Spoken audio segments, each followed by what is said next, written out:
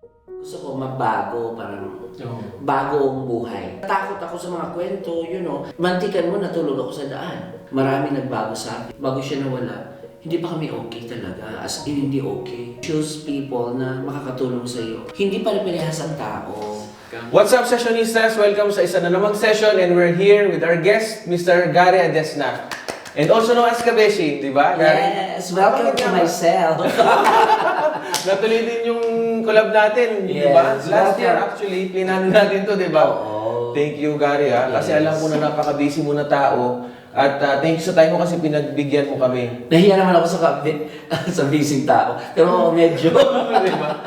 Kasi alam ko, hectic talaga yung schedule mo, kaya sobrang salamat kasi nandito ka ngayon para i-encourage kami. Yes. Ngayon, bakit nga ba natag din sa'yo yung pangalan na Kabeshi? Okay. Unang-una, babati lamang ako sa ating mga ka-live, ka-sessionistas. Sessionistas. Ka-sessionistas, po, magandang araw po sa inyo at magandang buhay. At masaya po tayo kasi natuloy na rin yung ating session ngayong araw na ito. And I'm so happy na makapag-share ng mga karanasan at kalungkutan at kasiyahan bilang isang OFW. Isa sa mga gusto ko rin na makita is through me is sa mga makakapanood po nito ay makakuha kayo ng ideas, lessons doon sa mga pag-uusapan namin. Yes, and for sure, marami kang baon yan, Kabeshi. Oo, kasi Kabeshi, talking about Kabeshi, dalawa kami niyan, si Sam Almond. Okay. At sabi ko nga sa kanya, next time, siya naman ang interviewin mo. Yeah, okay. Ngayon, pakisabihan mo siya. So, nag-vlog din kayo, may page kayo. Actually, hindi kami nagbablog.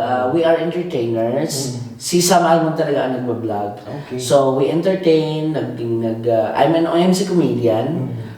Sa Pilipinas pa lang ginagawa ko na to. But back in the Philippines, I'm a professor in one of the most prestigious universities in the Philippines. Tapos, yun nga, paano tayo napunta dito? Dahil nagkaroon ng Yolanda, if you remember, kasi I'm from Samar. Nung nagka-Yolanda, parang gusto kong, kasi nasira yung bahay namin. So, gusto ko magbago, parang bagong buhay. Parang, kasi syempre, nung Yolanda kasi, brother, yung time na yon, yan yung talagang sasabihin mo, mag-iisip ka na kailangan baguhin kasi parang naglinis yun eh. Oo, tapos... Anong taon yun? That was 2013, I think. November. So, dito na ako sa Saudi. Yes. Tapos malakas talaga ang impact sa tao. Alam mo ako, personally, malaki yung impact niya kasi una, nag-decide ako na iwanan ang Pilipinas para mabago yung buhay, parang gano'n. Kasi napudpud yung bahay namin. Oo, as in, alam mo ang natira? Bowl. Oo. Yung paborito mo pa. Oo, yun lang Mabuti na talaga. lang, buti na lang, Gary. Yun lang talaga ang natira. Tapos sabi ko, parang alam mo, doon nagbago lahat. Sabi ko, I have to go and change my life, parang gano'n. Yes. And ladies and gentlemen, let me just give you a short background for Mr. Gary Adesna. So si Gary Adesna po ay he's a supervisor ng isang health and wellness spa dito sa Riyadh. A teacher by profession, Yes. sinabi mo. Fifth among the 9 siblings, imagine, fifth among the 9 siblings. Ang dami nyo. Saan mo na kaya dyan? From Gian, Eastern Samar. Yes. Totoo ba yan? Giwan.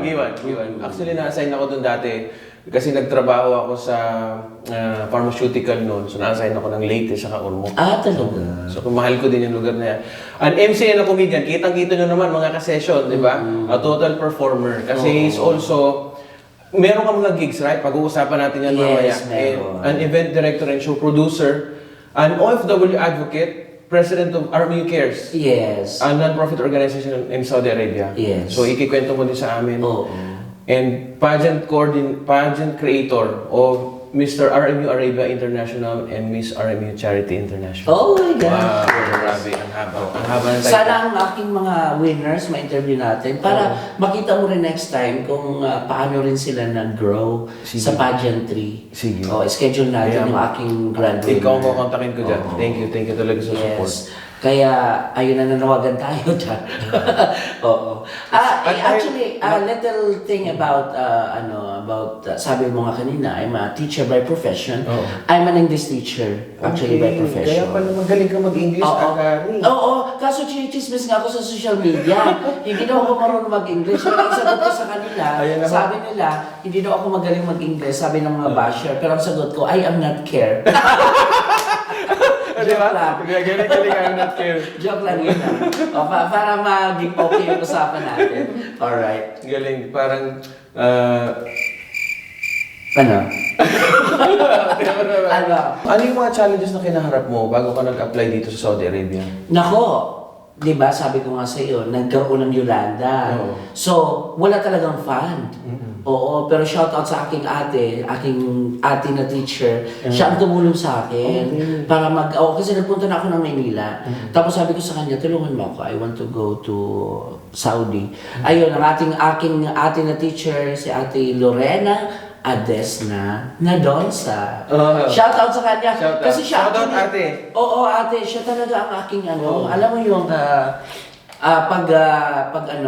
tatawagan ko siya, kailangan ko ng ganito. O, kailangan ko ng ganito, papadala siya. O, nangungutang talaga siya. Oo, sinuportahan niya ako. At yun ang maganda sa mga kapatid ko rin, kasi talagang tinulungan nila ako para siguro iniisip na nila na I think this is the right time for you na mangibang bansa na. Parang ganun siguro. Kaya maraming challenges ang ginawa. I went to Manila. Alam naman natin, ang Manila is a big place. Yes. So maraming pinagdaanan tayo. Pero sabi ko nga, hindi natin susukuan yan. Pag ang isang bagay gusto mo, magagawa at magagawa mo. Totoo yan. I believe. Ayun, I personally believe that. Oo, at yun, nakalipad tayo papuntang ang first ko dito is 2013. Oh, After na ng Yolanda. 2014 na. Kasi 2014 ang Yolanda. 2014 nandito na ako. Ako naman, by 2011 nandito na ako.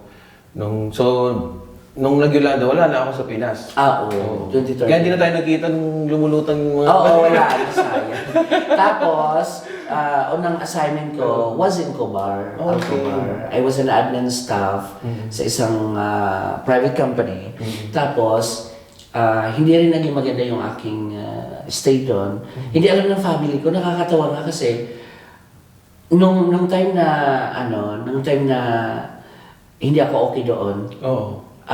Hindi nila alam. Kasi ayoko nga sabihin, yung mindset ko, I want to be successful. I want to go back to the Philippines. Parang okay. Pero ang lesson ko doon, no. You should tell. Kailangan sabihin mo sa pamilya mo, pinagdadaanan mo. Alam mo ba, umuwi ako ng Pilipinas, wala akong dala. Oo. At nagulat sabi nila? Nagulat na lang sila kasi yung kapatid ko, si Arnel, sabi ko sa kanya, nasa Manila siya. Sabi ko, nandito na ako sa airport. Nagulat sila kasi mantikan mo, July ako umalis. August, September, October, nasa Pilipinas na ako. Oo. Para umuwi. Ang sinabi ko sa mga kapatid ko, I think may idea na sila kasi nung nagkakwentuhan kami minsan, hindi ko sinabi, o nagsabi ako ng konti, na pinaaral ako ng amo ko. Oo, pero the reason behind was, hindi talaga okay yung first abroad ko kasi ayaw nila na nakipag-usap ako sa ibang tao. Oo. Kahit sa store, sa tindahan, bawal ako nakipag-usap. Super strict, oo. Yun pala, meron siyang background na gano'n na ayaw nila ng di ba, may mga ganong ugali na don't tell kung ano makikita mo dito, yun lang, dito lang sa atin sa loob, parang gano'n. So, ayaw nila na ma-associate ba ako sa kasi una baka na-apektuhan ng trabaho ko. Pangalawa, baka may mag-invite sa akin sa ibang trabaho. Siguro yun ang nasa mindset. That time, hindi ko naunawaan yun. Pero ngayon, naunawaan ko bakit sila stricto. Oo. Kasi nung time na yun, nilak nila ako sa kwarto. Oo. Yun ang experience ko na talagang nagbigay sa akin ng lakas para maging strong lalo. Kasi, nung time na yun, parang hindi na ako okay. So, my driver brought me to the hospital para magpa-check. So, sabi ng doktor, magstay ka. Magpahinga for a day or 2 days bago ka pumasok. So, sinabi ko sa amo ko yun. Tapos sabi ng amo ko, no, you're not allowed to do that. You can stay in the office but not in your house. Mm. So medyo na ano talaga ako, alam mo yung nang-rendi yung aking, hindi ko naunawaan kasi bata pa ta. Ay, hindi naman bata, parang Ilang taon ka hindi nun? hindi ko maalala. Akala ko 15 anyos. Hindi ko maalala. Pero ang friend ko kasi, first time ko sa abroad, so hindi ko pa talaga alam paano gawin. Oh, Paano ang ganun tayo. Tapos First ang time. nangyari doon, sabi ng amo ko na nasaktan ako, tumawag siya sa telepono, sabi niya, I'd rather see you dying in the office. Really? Oo, na parang natakot ako sa mga kwento, yung mga kwento na hindi naman totoo na pangit dito, masama dito. Paano ka nakauwi? Ito nga ang nangyari. Tumakas ako. Okay. Oo, pero hindi Ilang floor yung tinalon mo? Wala floor. Kasi first floor. Pero wag niyo gagawin ito.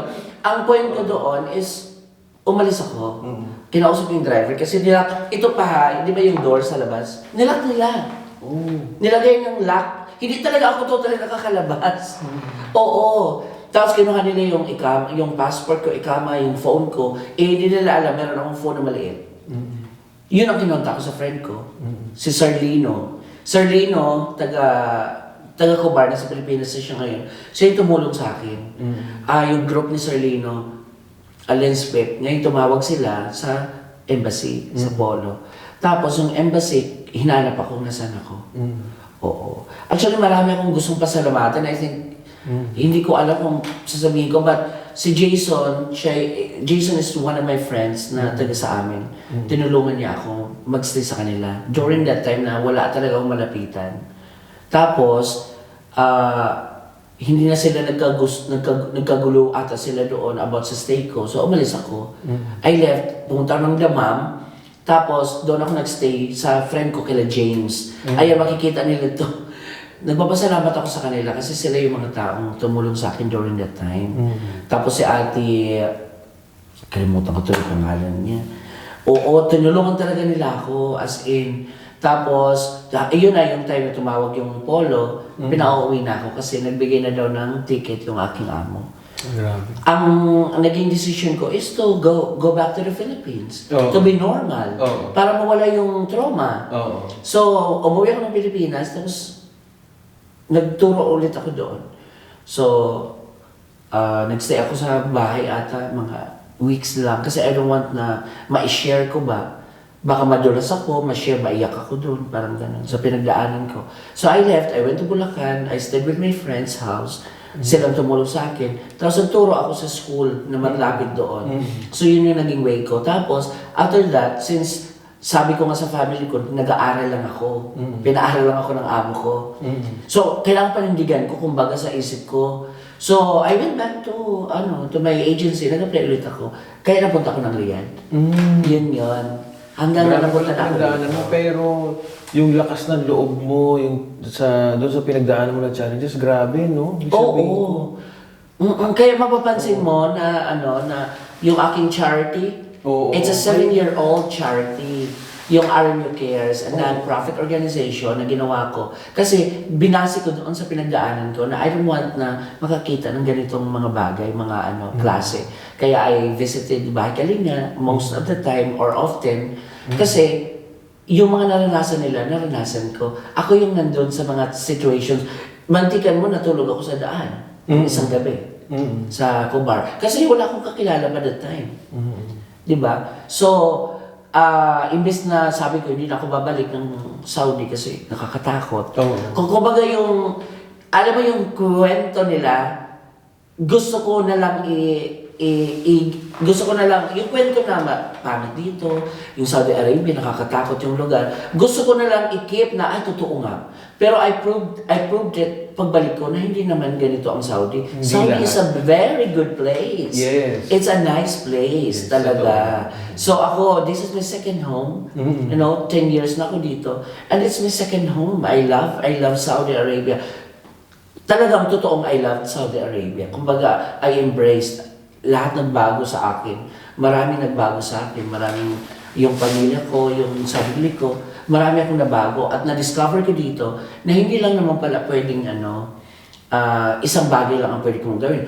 Encyclopedian ako eh. So, yung mukha ko nakabase doon sa gagawin ko. So sabi ko, I have to improve.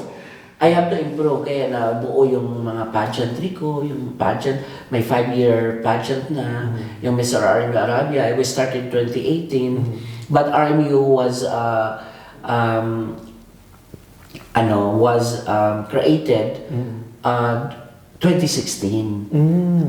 So shout out tayo sa aking So, isa ka sa mga pageant organizers dito? Yes, I created Mr. RMU Arabia International at ang Miss RMU Charity International. Ang Mr. RMU, 5-year na namin. This is our 5th edition sa December. Every December lang siya. Kaya yung mga mahilig sa pageant na talagang may advocacy na tumulong sa mga OFW, ayun, dito sa RMU pwede kayong basta you can talk, you can be a representative, pwede ka dito. So parang ano siya, ambassador? Parang ambassador talaga siya. Fundraising na din at the same time? Or We don't fundraise. Hindi namin, iniiwasan namin ang fundraising. Kami mismo, we volunteer, we give, we share. Kung sino mga nagdo-donate na mga sponsors namin, ay masaya kami. Pero we do not raise funds for that. We only help. Kami mismo galing sa mga bulsa namin, galing sa mga sponsors namin, donors namin, na kaya nagpapasalamat talaga ako sa lahat ng RMU Arabia. Non-profit organization. Yes, isa lang yan, RMU lang yan siya. RMU is Riyadh Men University. Ginawa lang natin yan para magkaroon ng name ba, proper name. Tapos, created yan sa tatlo. Yung Mr. RMU Arabia International, mayroong Miss RMU Charity International, tapos yung RMU Cares. RMU Cares is for charity events. Ang pageantry is for entertainment. Wow. Talagang doon na nabuhos yung puso mo. Yes. Pagtulong talaga. Ang goal naman ito is to help our OFWs. Oo. Kasi wala namang ibang magtutulungan talaga tayo-tayo. O bakit ano matutulong namin sa OFW na magpapageant? Of course, it will boost their confidence. Yes. Oo, makikilala sila. Tapos, ito rin yung way nila para makatulong sa ibang tao. Kasi our goal is, kung magiging winner ka dito, you should have the heart to help OFWs, especially in Bahay Kalinga. Kasi yun ang aking advocacy. Ang advocacy, channel ko lang yan through pageantry. So yun yung through RMU Cares. Kaya grabe, ang pasalamat ko talaga. Kasi dito natin binubuhos lahat ng pagmamahal, lahat ng mga experiences natin, dito natin nilalagay. And ako, I'm blessed to have my mom na ang puso is mabait kasi if you yun ang namana mo. Oo, kung hindi mo natatanong, separate sila. Okay. Sa 9 na yan, separate pa yan sila. Sabi ng nanay ko dati, sabi ko na, bakit nagsiwalay pa kayo? 9 na ang anak nyo. Kasi parang napilitan lang daw sila ng kanilang pagmamahalan. Wow! Dakanay, shout out sa aking nanay. May tanong ako sa'yo, single ka ba or... Sino? Ikaw? Single. Single. Oo. You want to say single or you want to get married also? Alam mo ba, ikaw pala nagpagtanong yan sa akin sa vlog. Of course, I want to be... Okay, ganito. I want to be single kasi I want to help my family and my advocacy. Pero, aside from that, meron din akong knowledge about that kasi alam ko naman na kailangan natin talaga mag-bear ng family, magkaroon ng family dito. Kasi I was a missionary before in the Philippines. So nag-mission ako ng 2 taon. At ito ang mga tinuturo natin, di ba? Na iba lang talaga ang ating kasi dito is we have to focus on work. Wala naman dito channel para magsimba doon. Kasi I'm a Christian. Iba yung aking... I'm a Mormon. I'm a Mormon. So, makikita mo yung mga missionary na mga Mormon. neckties na mga Americans. Yun, mga kasama ko yan sila. So, I believe na kailangan talaga magpamilya. Pero hindi ko alam kung may chance ba ako. Pagdasal natin yan, Gary. Ako, pag-pray natin. Gary, meron akong tanong sa'yo. Ito Sa mga pinagdaanan mo dito sa Saudi, bakit mo nasabing mahal mo ang Saudi Arabia? Actually, yung mga pinagdaanan ko, kulang talaga. Oo, marami pang akong pero pag ano ko, ginagawa ko na lang siyang inspiration. Oo. Sa mga lahat ng pinagdaanan ko na yan, naging mas matibay ako. Mas lalo kong, hindi ko alam pero mas lalo kong minahal. Hindi ko sinabi na, I'm happy na nangyari sa akin ganito, ganyan. No. Minahal ko ang Saudi Arabia kasi, if you will look at our hands, hindi naman pare-parehas ang tao. Kung pinagdaanan ko siguro, kung sa isang tao may pinagdaanan ako, iba naman sila. Yes, Hindi naman pare-parehas yan. Grabe ka, Gary. Ako Diba? na-encourage ako masyado sa'yo. Oo. Actually. So, hindi po pare-parehas. Kung may mga pinagdadaanan ng ating mga OFW dyan hindi pare-parehas ang tao. Coming from... Diba? Mr. Kasi Gary. unang-una, pinagdaanan ko sa kubar. Oo. Kinulong ako sa kwarto. Diba? Pero, pusa ang buhay natin eh. Pangalawa, pagbalik ko, hindi ko na kwento sa'yo.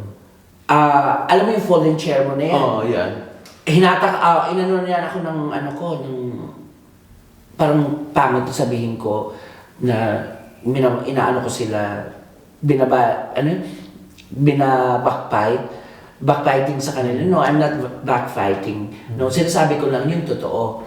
Na after doon, inano rin ako niyan. Binalibag ako ng folding chair. Why? Kasi yung mga kasama namin sa work, shout out sa inyo, na hindi na bumalik.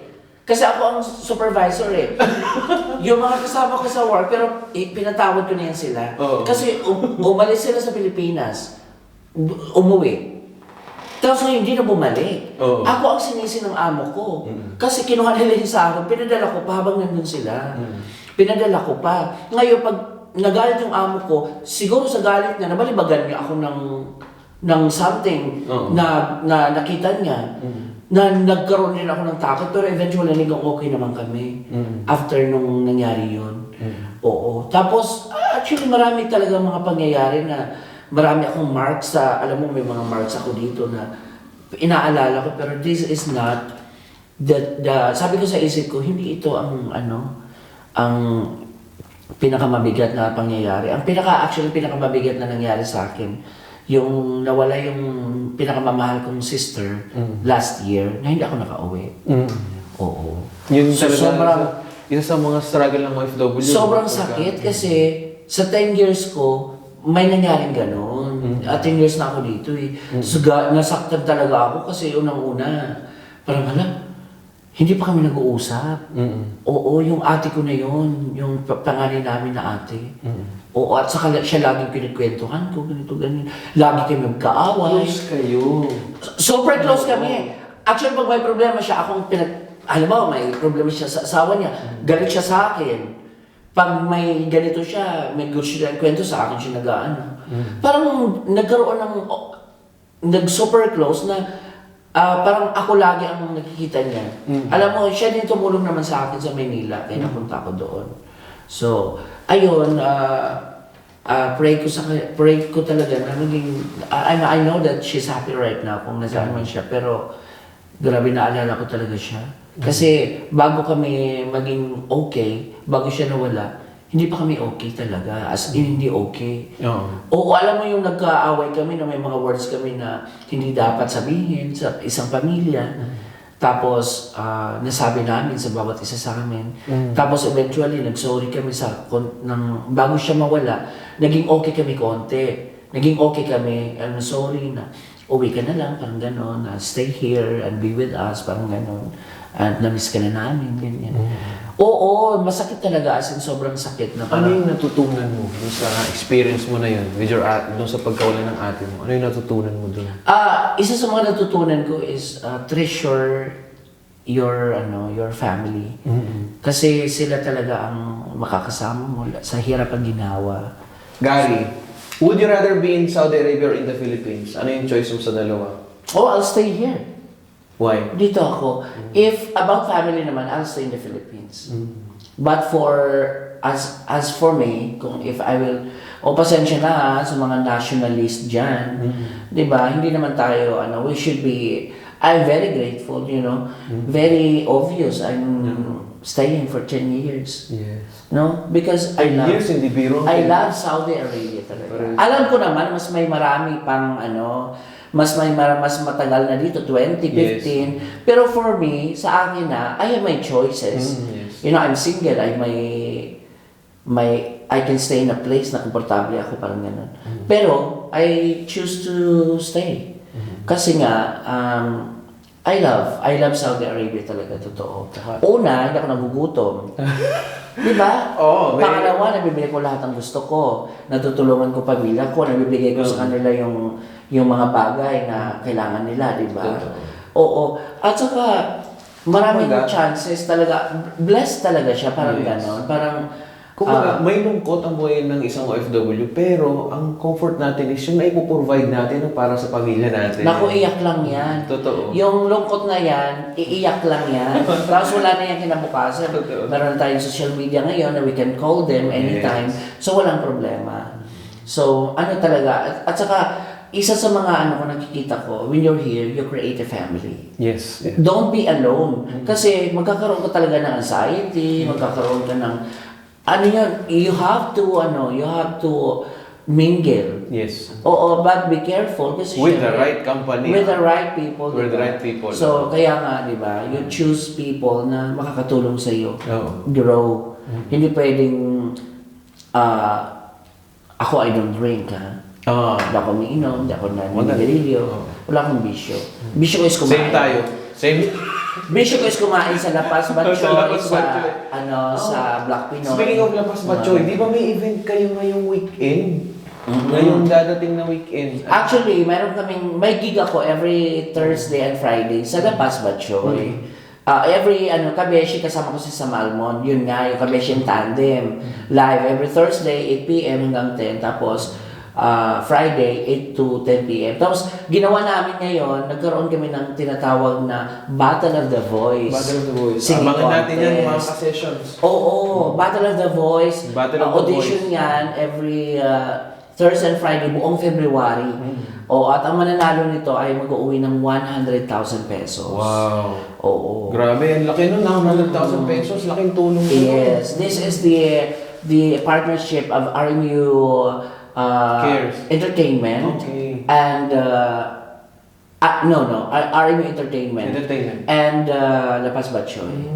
Maraming salamat po sa advocacy nyo na makatulong talaga sa kapwa. Yes. So ito, ang ating magiging nito is April, ang ating laban. Okay. I'll be directing the show. So, ifa-follow natin yan guys yung Battle of the Voice. Yung mga magpapa-audition, open pa kami. Kontakin na lang po Contact sa lang Gary. po ang aking Facebook. Ayan po yung Facebook natin. Wow! Inunahan na. Dito ang ating Facebook. Pakilagay para may follow. Yun. Oo. Ayun, may Battle of the Voice. This is the showcase. Marami na tayong competition na ginagawa dito na singing contest. But the thing here is, this is a competition to show na marami pang OFW na mga bago. Yes. Na pwede pang... Na talented. Na mga talented. Now, pwede silang, di ba, mag-gig. Marami tayong contacts na pwede silang mag-part-time, kumanta. If you really love singing, gagawin mo ng paraan ng ganito mga pagkakataon. Kaya I would like to say thank you to Lapas Batchoy. Yes. Thank you, Lapas. Thank you. And one more, Gary. Based on your experience, what would you advise our next generation or yung mga aspiring na OFWs din, in general, sa mga kabataan, based on your experience, ano yung pwede mong ma-advise or ma-encourage sa kanila? Or encouragement mo sa kanila? Sa mga kabataan ngayon? Sa kabataan or yung sa mga tao na gusto rin ma-experience na maging isang OFW? Oo. Alam nyo, kung hindi nyo pa naranasan mag-abroad, huwag kayong matakot sumubok. Oo, pero kailangan malakas ang loob ninyo. Yan ang pinakauna kasi kung susuko kayo, wala rin. Alam nyo, I believe that pag sumusuko tayo, it's already a failure. Yes. You know? But if you continue na sumugal kung anong gusto mo, kung gusto mo maabot ang mga bagay, di ba, kung gusto mong mabili, ang mga gusto mong bilhin, matulungan ng pamilya mo, magkaroon ka ng sarili mong bahay, negosyo, go with it. Oo, lahat ng umaharang, tanggalin mo yan. Kasi, ikaw yan eh. Oo. Ikaw lang naman ang mag-aano. Alam mo, kung susuko lang tayo sa tabi, walang mangyayari sa atin. At hindi ako naniniwala na walang paraan na nagagawa. Kung wala kang pera para pang-provide, para sa pag-a-apply, meron way. Huwag kang mahiya, mangutang ka. Oo, huwag kang mahiya. May mga pamilya tayo, may mga friends tayo. Kumbaga, Yes, may go paraan. with it. May paraan tayo, mga kabeshi. Kasi wala talagang, ako talaga, believer talaga ako ng sumusulong. Sulong ka lang. As long na wala ka na sa sagasaan, huwag kang mag-isip ng kung ano. Okay? So, gawin mo lang. Marami tayo dito. Alam kong marami ang mga kaibigan natin na manunood nito. Grateful ako sa inyo kasi nandyan kayo, mga Philcom leaders natin na talagang naging idol ko sila para sa pagdating ng ganito. At naging, alam mo, hindi natin maiwasan na ibagsak tayo, i-chismis tayo na ganito, ganyan. No. As long na, fakes are always things na nandyan lang anytime. It's a fabrication of things na hindi totoo. Pero, alam naman ng tao, alam mo kung totoo o hindi. So, huwag kang papadala sa mga ganito. Kasi as we go along with the daan na tinatahak natin, marami talaga mga malaki ang spacious buildings dyan na ito mga tao na to, sila yung mga worldly. Mga worldly na sila yung maghahatak sa iyo pababa para mahulog ka doon sa kapit ka lang sa rad. Diba? Kahit nakapikit ka, pag rad ang mo, pag yun ang gusto mong gawin, hawak ka lang hanggang mapunta mo yung gusto mong gawin. If you are going for a fruit na, the desirable fruit na gusto mo, which is, kung i-compare natin, yung buhay na gusto mo, or you want the happiness, hawak ka lang doon sa rad na yun. Kasi as we go along with it, marami talagang sagabal sa buhay mo. Do not face them, guys. Face face this problems, struggles, and then go ka lang. Eventually, mapupuntahan mo yung gusto mong mapuntahan. Huwag ka matakot, Diyos ko. Maraming tutulong sa'yo, kabeshi. Oo, maraming tutulong. Kaya huwag talaga matatakot sa sa mga ganong bagay na natakot ka kasi ayoko mag-abroad kasi baka mangyari sa akin to. This is an inspiration na nakikita nyo na pag-abroad is not easy. Actually, it's the hardest kasi mahiwalay ka sa pamilya mo and you don't know the language. O pagdating ko dito, super init. Akala ko nasa ibang planeta ako kasi it's very, very hot. Oo, sa Pilipinas is tropical, so hindi naman ganun ang weather natin. Tapos dumating ang cold, very cold naman. So magkakasakit ka, ganun. Pero laban lang. Diba? Ito lang yung pwede natin gawin. Hindi laban lang, kundi gawin mo. On your experience sa buhay mo, naniniwala ka ba na kumilos si God sa buhay mo? Yes, kasi God is, maraming beses ko nang alam na nandiyan siya sa akin. When I was in the Philippines, na-stab ako. Oh. Yes. Grabe Ang pala first miracle na nangyari sa akin, in Muñoz, na-hold up ako doon. So, sinaksak ako mga 10. Oo. Buti hindi 11, stabs, hindi, 10. Yun ang sabi ng doktor, count nila sa akin. 10 stabs. Hindi ko nga alam parang sana mahanap ko pa. Actually, ako, alam mo, gusto ko talaga mahanap yung doktor na kung sa akin. Magpasalamat ka mo lang. Oo, hindi ko na siya nakita na nanawagan tayo. Oo, baka may marinig dito, di ba? Sabihan mo sila. Quezon City General Hospital. Sa Quezon City General Hospital. Nakikilala niyo si Gary. Oo, na-admit ako dyan. May doktor na humawak sa akin, nakalimutan ko na talaga. At gusto ko siyang ma-meet, gusto ko siyang makilala, makausap, para magpasalamat sa kanya sa dugtong buhay na binigay niya. At nakakatuwa kasi meron kaming award every sa bawat ward. Nasa trauma ward ako eh. Oo, no. Oo, tapos nasa trauma ako, tingin ko sa mga kasama ko, mga hold-upper, mga killer. Oo, sorry sa words ko ha. Kasi lahat kami may saksak, lahat kami may nabaril, gano'n. Oo. Tapos, bawat makikita ko, pagod naman ito, baka hold-upper. Parang gano'n ang isip ko. Joke lang ha. Pero totoo, alam mo ba, nagtatambay, kidding aside talaga, Kidding nagtatambay ako sa may ward ng Comedian ka doktor. talaga. Alam mo yung ward ng nurse? Oo. Di ba yung Station. Yung station. Dala-dala ko ang oxygen. Ay, hindi oxygen. Yung dito. Oy, oxygen. Oxygen? Oh, NGT, Hindi. NGT, Oo, NGT. dala ko yan. Oo. Dito ko para sa food. Oo, NGT. Tapos may tama ako dito eh. Yung sa dugo. Dala ko talaga. Gagano ako. Tatambay ako doon. Kasi natatakot nga ako. Kasi pagtingin ko rin, ano ba ito? Pagtingin ko dito, mga naka-plastar lahat. Parang natatakot ako na baka isa sa mga dito. Alam mo, feeling ko nga dati.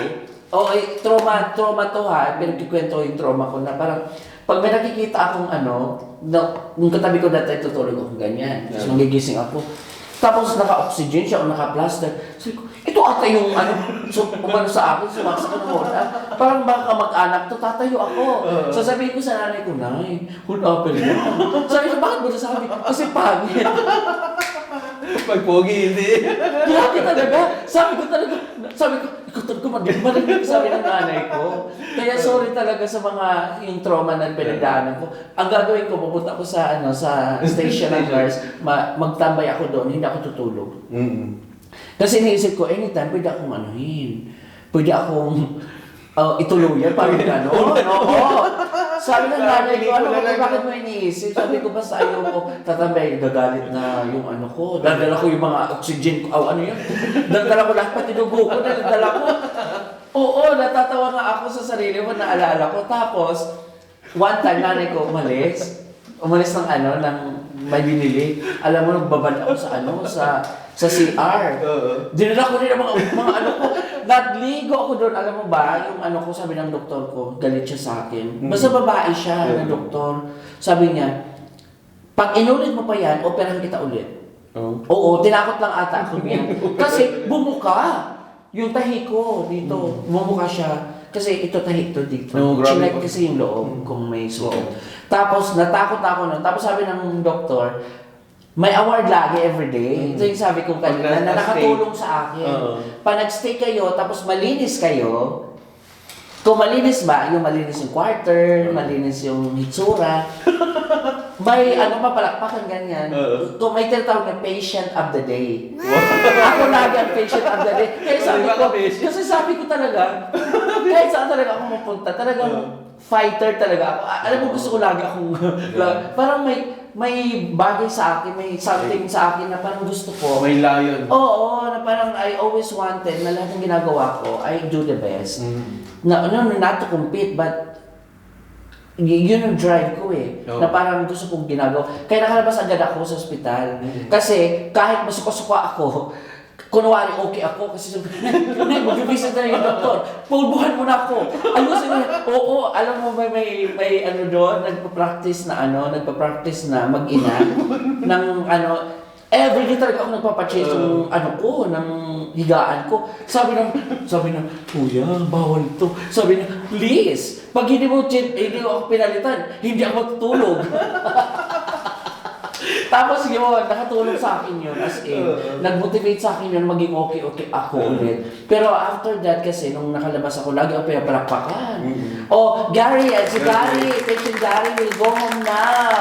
Kasi kahit masuka-suka ako, talagang smile pa rin ako pag nandiyan yung doktor. Kahit masusuka na ako, sabi ko talaga. Tapos pagkalabas ko, bumalik yung trauma ko. Nasa kwarto lang ako, ayoko na may ilaw. Ayoko nang yung bintana ko, kailangan mo ng ilaw yan. So ayoko nang may tao. Gusto ko nakafocus lang ako sa TV, ganun. Tapos, isa sa mga nakatulong sa akin doon sa, is yung aking panonood. Yung time na yun kasi, si Richard Gutierrez na bangga. Kasama yung driver namatay. Tapos siya nabuhay, galing silang Baguio sa taping. Ang ginawa niya, nag-drive siya para mawala yung trauma. Ang ginawa ko, umalis ako sa bahay. Para matakot yung trauma, mawala yung trauma ko. I left. Oo. Pumunta ako doon sa work ko, doon ako nagstay. Hindi nila alam na nasaksak ako. Sabi nila, bakit nawala ka ng ilang buwan? Hindi nila alam na gano'n ang nangyari sa akin. So, I made myself normal sa kanila. Naglalakad ako na normal. Pero pag naglalakad ako, may tao sa likod, natatakot ako. Nag-stop ako. Traumatic talaga yun eh. No? Oo, nag-stop ako. 10 stab wounds before. Nag-stop ako, gagano'n ako. Tapos, ayoko talaga na may nasa likod ko.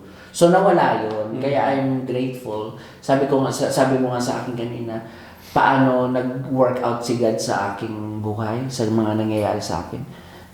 Siya talaga ang nag-work for me. Kasi una yung miracle na yun. Nung sinaksak ako, pagkatayo ko, hindi ilaw ha. Hindi ilaw na, akala ko ilaw. Kasi pagkatayo ko, sinasaksak ako ng hold upper. Nagpapatay-patay ako eh. Tapos nagdadasal ako na give me another chance, gano'n. Give me more life to prove na mahal kita at pamilya ko, parang gano'n. Tumayo ako. Akala niya patay na ako, tumakbo siya. Yung sinundan ko pa yun. Pagkatayo kong gano'n, nakakita ko ng ilaw. Oh my God, may ilaw. Akala ko ilaw ng langit. Ilaw pala ng kapitbahay kasi nandun ako sa bahay. Parang nandun ako sa... serious na eh. Ay naku, ilaw talaga maliwanag. Sabi ko, ano may ilaw? Hindi totoo, seryoso to. Poste pala. Oo. Pag gano'n, siyempre, di ba, nag-pray akong ganyan. Tapos, siyempre, pag sabi ko, ay, wala na siya. So, pag ganun ko, parang wala na siya, tumayo ako pag ganun ko, may ilaw. Yun pala, ilaw ng, alam mo yung bahay, nagbukas ang ilaw kasi narinig daw nila yung boses ko. Oo. Nagbukas sila ng ilaw, parang may narinig daw na nag-aaway, na nagkakasagutan, na may sumisigaw. So, pinagbukas sila ng ilaw. Pagka alam mo yung ilaw, akala ko talaga, meron ko, oh my God, may nagpakita sa akin. Hindi pala, wala siya, ilaw ng kapitbahay. Tapos yun, pumunta ako ng bahay, tumakbo ako, tapos yung ko, curious tuloy ako sa ko. Dinala ko sa ospital. Yun na yun, yung sa ospital na sa ospital ng Quezon City, General Hospital. Kaya parang gusto ko siyang ma-meet. Basta ang patient, alam naman na siguro, hanapin na naman. Oo, ang name ko, Gary Adesna. Hindi ko sabihin yung pangalan ko. I-PM ko na lang. Patient ako nila that time. Hindi ko alam. Gusto ko talaga makita kung sino ang doktor ko. Alam mo, ngayong araw, na-inspire mo kami, na-encourage mo kami, napatawa mo pa kami. Ay, talaga ba? Ngayon, invite mo na sila lahat sa events mo and sa page mo. Ayan. So mga kabeshi, once again, I would like to invite everybody to be strong. Continue lang yung buhay niyo. Kung may pinagdadaanan kayo, mas marami pa akong pinagdaanan sa inyo. Kaya kaya niyo rin yan. Huwag kayong susuko. Kung nahihirapan kayo sa buhay niyo ngayon, naku, ngayon lang yan, bukas meron na ulit magandang buhay.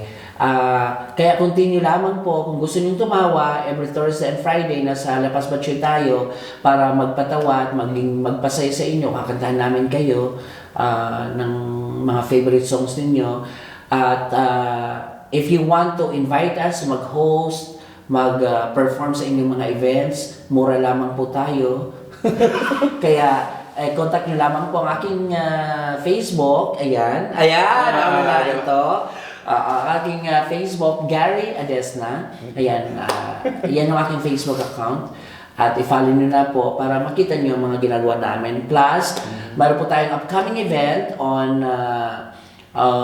April. Ang ating audition will be every Thursday and Friday, the whole February in Lapas Batchoy, 8 p.m. to 10 p.m. Kung ikaw po ay marunong kumanta, ay magpa-audition na sa Battle of the Voice, first namin to, sa Lapas Batchoy po. Ang mananalo po dito ay mag-uwi ng 100,000 pesos. At syempre, in the middle of the year, mga August siguro or July, mag-audition na po tayo for Mr. RMU Arabi International and Miss RMU Charity International 2024. Kaya yung mga mahilig sa pageantry dyan, if you know to walk the talk, yon, kung yung mga sinasabi mo na gagawa natin, and our advocacy is to help our OFW through RMU Cares, ay pwede po kayong mag-join dito sa ating upcoming at manalo po ng 100,000 pesos each ang winner ng babae at winner ng lalaki. At syempre, I would like to say thank you also to you. Thank you so much. Thank you sa time. Thank you sa time. Thank you sa sessions, sa live sessions, sessions. guys. Maraming salamat kasi nakapagbahagi na naman tayo ng kwento para mapulutan nila ng aral. Gusto lang naman natin is mapulutan ng aral. Gusto nyung tumawa, then go. Kung ayaw nyung tumawa, okay lang din. Char. Nutaray. Kaya, mga kabeshi, maraming salamat. Once again, my name is Gary Adesan, yung kaibigan na walang pera pero mukha namang artista. Ayun eh. Oo ha, huwag kakalimutan tumawa dahil libre po ang tumawa. Tama. Tawagan niyo lamang po ako if kailangan niyo ng kausap, di ba? Kaya mga kabeshi, sa susunod ulit, tara! Session tayo!